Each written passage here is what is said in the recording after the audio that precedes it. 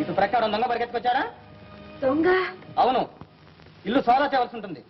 రండి.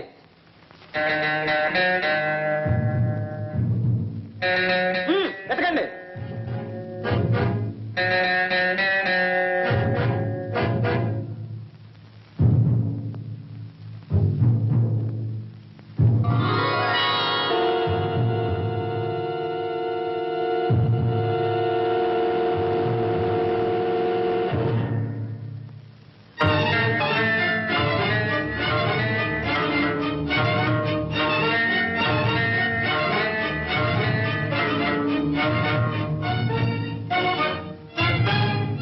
అక్కడ ఎవరు లేరు సార్. సరే రండి.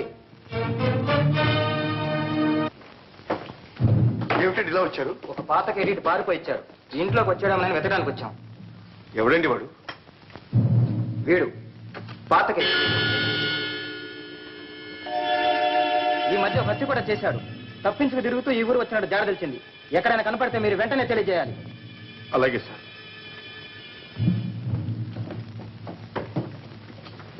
అన్నయ్య, ఆ ఫోటోలో ఉన్న తాత ఇంతకు ముందు ఇక్కడికి వచ్చాడన్నయ్య.